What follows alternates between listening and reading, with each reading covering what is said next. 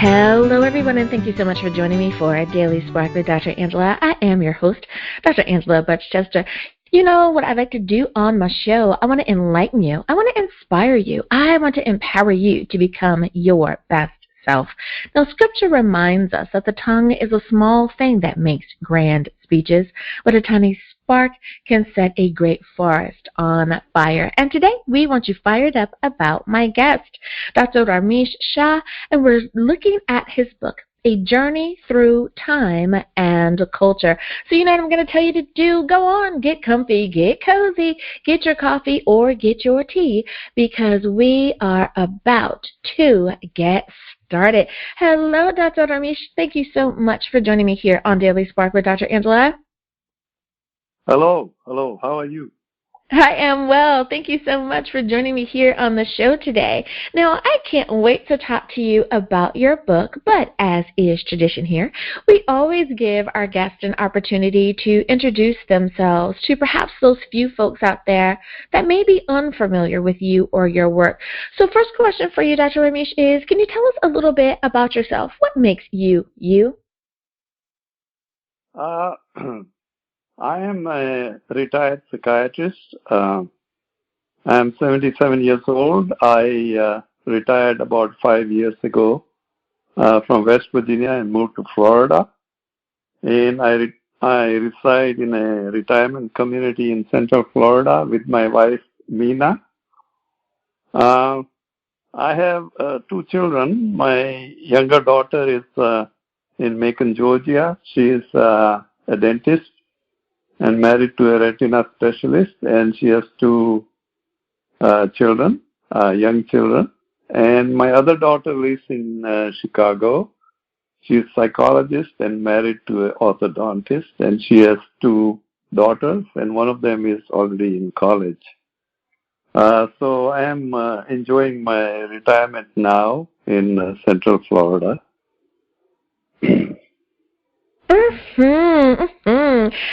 I love it. I love it. Now, being an author, is that something you've always wanted to do, Dr. Ramesh, or did you find that life presented the opportunity and you were simply able to say yes?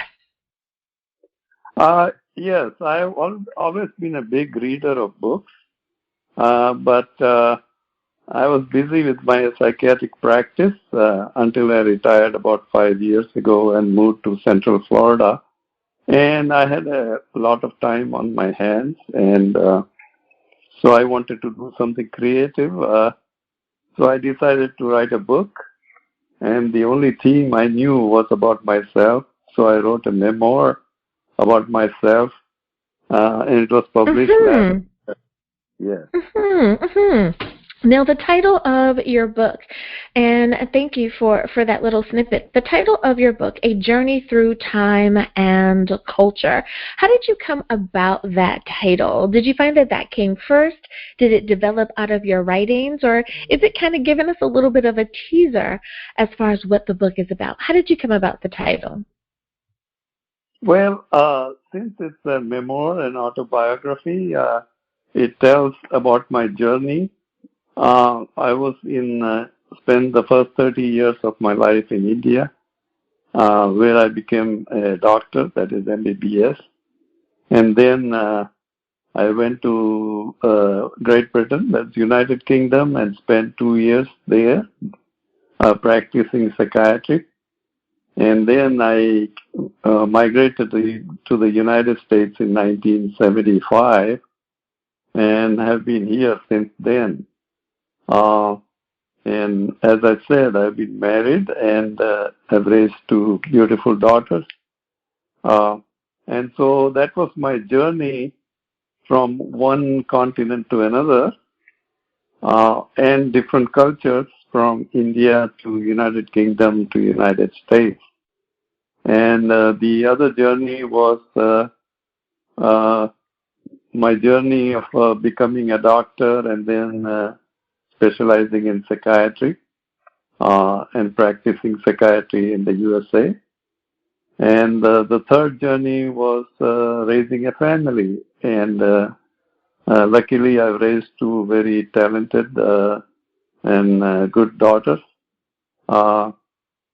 So migrating through this culture, which is different from Indian culture, and raising them here was a challenge.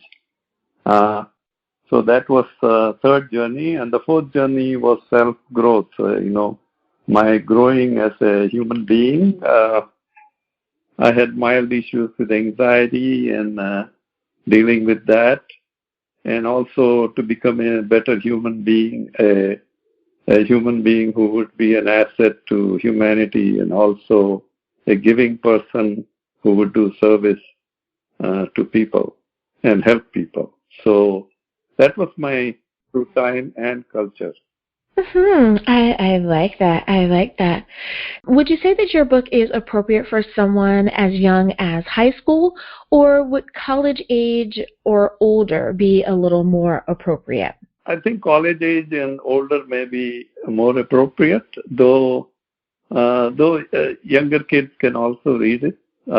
My One of my granddaughters, she's 11, has read a few chapters and she likes it.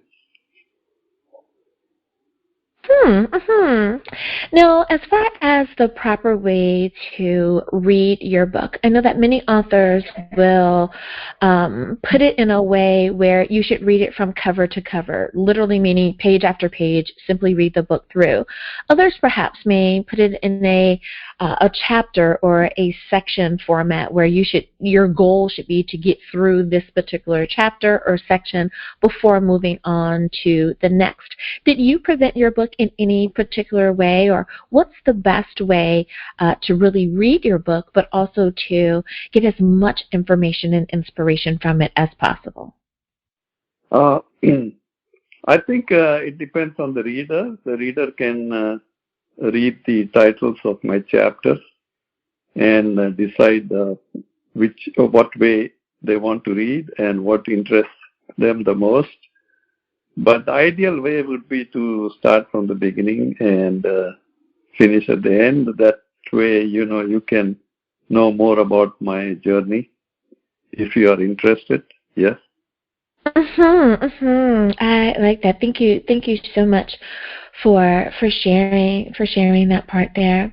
Now, when you were in the process of writing the stories and putting the pieces of your journey together for us to read, how do you determine which parts of the journey to share, as opposed to I want to put this part in, but maybe not so much that part? How did you make the determination of which parts to include or which parts to exclude?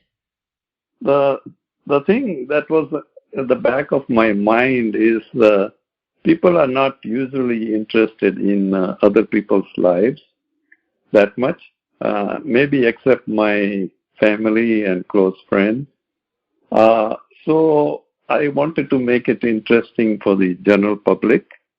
And so I chose those parts of my life which were interesting and which would give some message, maybe of inspiration, and how I struggle, how I face my struggles and challenges, which other people could also face in their life, and maybe get some guidance from my book.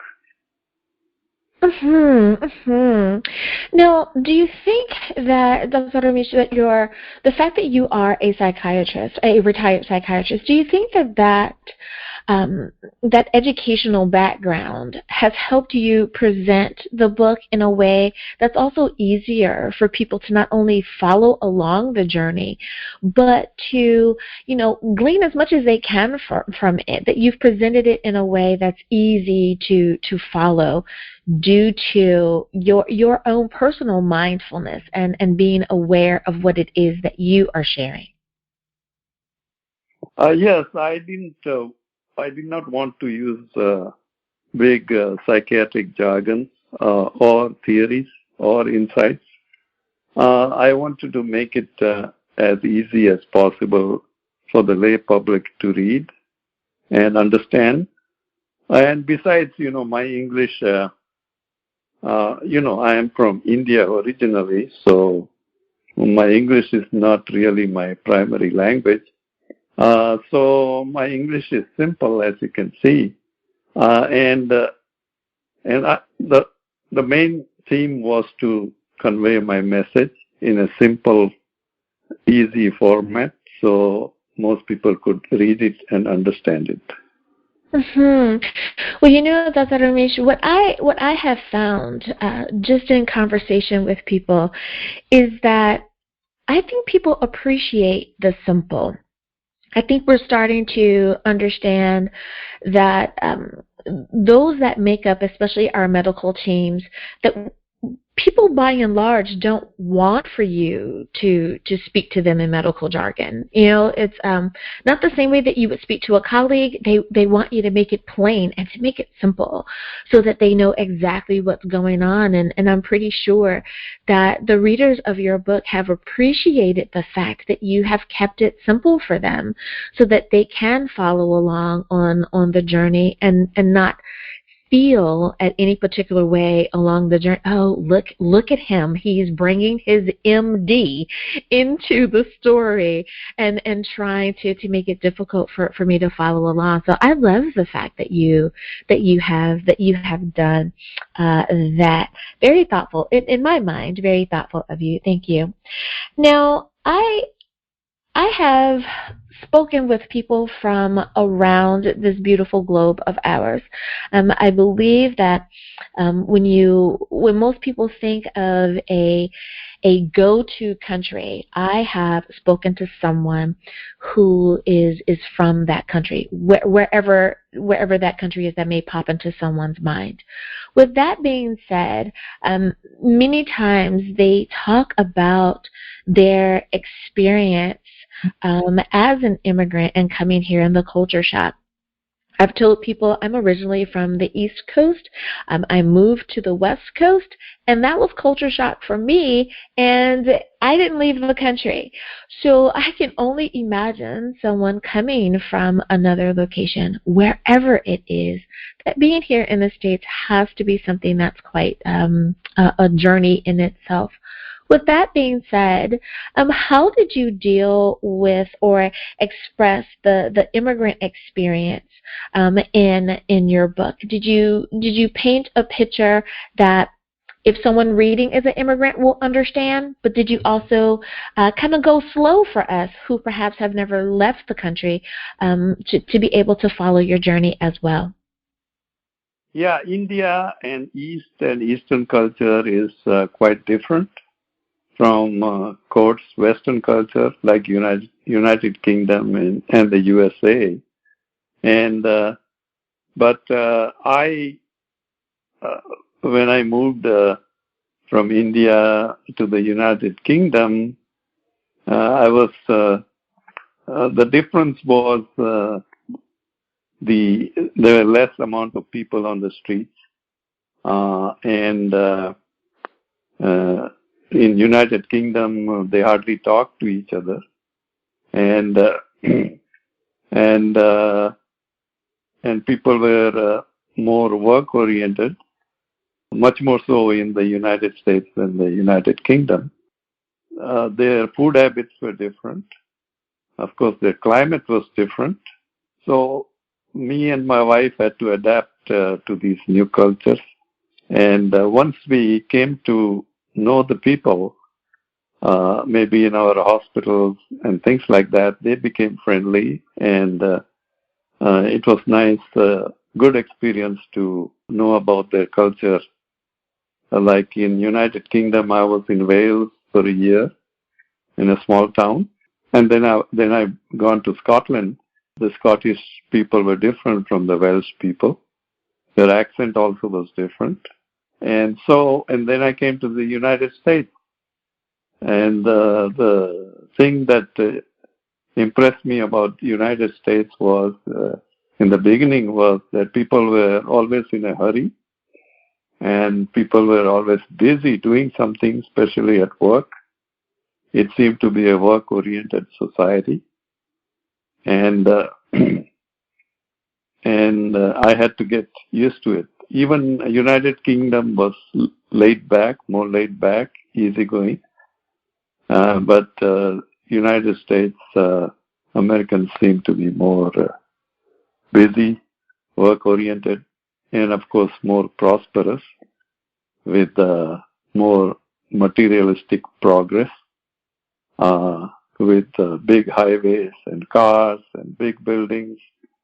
Um, but it also brought more stress along with it. But then we try to deal with it and go move on.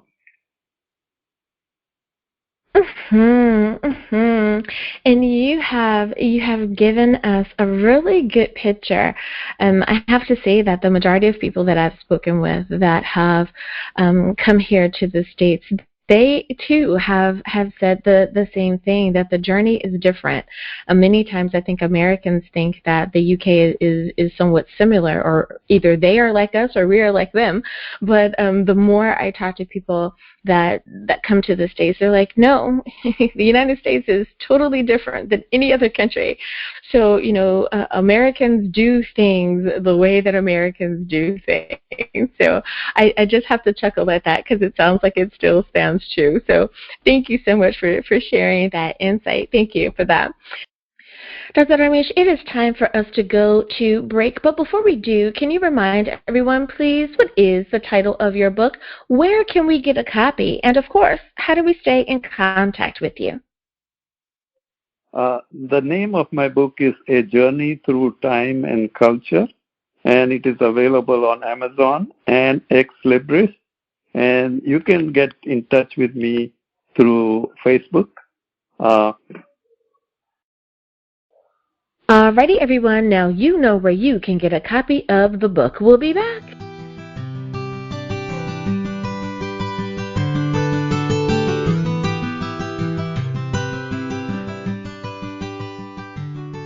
And we are back. Thank you so much for joining me for Daily Spark with Dr. Angela. I am your host, Dr. Angela Butts-Chester. My guest today is Dr. Ramesh Shah, and we're talking about his book, A Journey Through Time and Culture. Dr. Ramesh, my next question for you is about that thing, that something that keeps you motivated, that keeps you inspired. Looking back over when your life was the busiest, because now you said that you are retired, but when you were still in the hustle and bustle of a workaday world and raising your family and doing all of those things, what helped to keep you motivated to keep moving forward? Like a hustle bustle when I came to the United States and was doing my residency at Ohio State University in psychiatry. First of all, I was very busy with my residency. On top of that, I had to prepare for a lot of exams, the flex exam to get a license to practice in the United States, and then later on to specialize in psychiatry and get a board certification. On top of that, I was not making enough money, maybe $6,000 a year in the 70s. And so my wife also had to babysit other children to make our ends meet. And we already had one daughter with us, 2-year-old, and then my other daughter was born. So you can imagine it was very stressful. And it led to some arguments at home, but we did survive. And what kept me going was one is that I was the breadwinner of the house, and I had to make it, and I had to make money to feed my family, which was very dear to me. And I also, of course, being in the medical field, psychiatry especially, I was in the helping field, and I always wanted to help people. And so I loved psychiatry, and I tried to learn as much as possible from even my mentors who were very good. And so that also kept me going. And of course, just like other immigrants, we are afraid that if we don't get a license, then we cannot survive in this country, and then we will be sent back And I was afraid that I may be sent back to India where I was not very successful in private practice and I could not make enough living. And so I was always afraid of that. So when your back is to the wall, you will keep going. But with God's help uh, and with the help from my family and my wife, I was able to survive and go on. And despite being unsuccessful in exams, I kept on going, and ultimately I prevailed. Now, the one thing that I really liked that you said there is that your wife was helpful, that your family was supportive of all that you had to do, and there are a lot of households out there that are still very traditional, where the husband, the father, is the primary resource, is the primary breadwinner, and you're right, that is a lot of responsibility, but having that support there, from the authors that I've spoken with, they all say it is such a big help just knowing that your family understands all that you do, and how appreciative they are of all that you do as well. So I love that they were a big support. Now, for many people, they will say that their faith has helped play a role in how they've gotten through. That it takes patience, that it takes that confidence in self, but it also takes sometimes prayer and pleading, of just let me do as well as I possibly can so that I can keep moving forward, or Lord, point me in the right direction, keep me safe and secure. Did you find that at any particular time that your faith played a particular role in your being motivated to continue to move forward? Faith always played a part, and I am one of the people who I would say was not that emotionally strong to not rely on God to help me. And so, of course, coming from India, I was exposed to different religions, including Jainism, Hinduism, and of course, in Hinduism there is a path of yoga called karma yoga, where you do service without getting anything in return. And so that was one of the paths I followed. And then when I came to this country, I was exposed quite a lot to Christianity. And what I liked about Christianity was the positive thinking and inspiration and the hope that the Lord's word gives you to keep going. And so one of my favorite verses in the Bible is, the Lord is my light and my salvation. Whom shall I fear? The Lord is the defense of my life. Whom shall I dread? So such verses, and also positive thinking preachers like Norman Vincent Peale and Robert Schuller, and to some extent Billy Graham, helped me quite a lot, in addition to the other religions, what they said. So faith did play a big part and continues to play a big part, because we will continue to have difficulties and challenges till the end of our life. And I feel that I myself need to continue to read these scriptures and follow these inspiring and positive thinking verses to keep me going. I can definitely agree with you there. I think that not only myself, but many of my listeners as well, we all have found that life verse or that piece of scripture that really inspires us to keep moving forward. And I love that you have one as well. Now, when you were in the process, Dr. Ramesh, of figuring out how to get your book published, one of the questions that I ask for our aspiring authors out there is about the process itself again. Did you know which way you wanted to go? Like, were you sure about self-publishing? Were you more sure about using a publishing house? How did you make the determination of how your book would be presented to the world? I'm a psychiatrist. I'm not an author, so this was all new to me. So I read books like Memo Writing for Dummies. That's a good book. And I also joined the Florida Writers Association, and I attended one of their annual conferences here in Altamont Springs. And there were other authors that came there and gave lectures, and there were some agents, and I did get some tips from them. So initially, I did try to get the traditional publishing houses to listen to my book, but there was not much answer from them, and I got the feeling that they usually publish only well-known authors, and that new and upcoming authors like me have to go through self-publishing.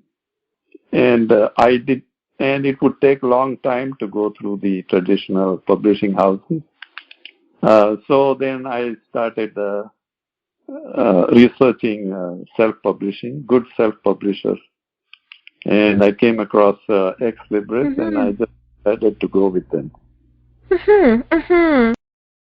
Well, Dr. Ramesh, we are out of time. So thank you for being on the show. But before I let you go, can you please remind everyone one last time, what is the title of your book, where can we get a copy, and how do we stay in contact with you? The name of the book is A Journey Through Time and Culture. It can be available on Ex Libris or Amazon in bookstores, and I'm on Facebook. Thank you again, Dr. Ramesh, for being a guest here on Daily Spark with Dr. Angela. Thank you. And listeners, thank you for spending time with us here as well. You could have been anywhere, but you chose to spend some time with us here today, and I appreciate your doing so. As always, may the Lord continue to shine His face upon you. May you receive His grace and His mercy in all that you do. Until next time, everyone, remember that you are blessed in the Lord. Have a great day, everyone. Bye-bye.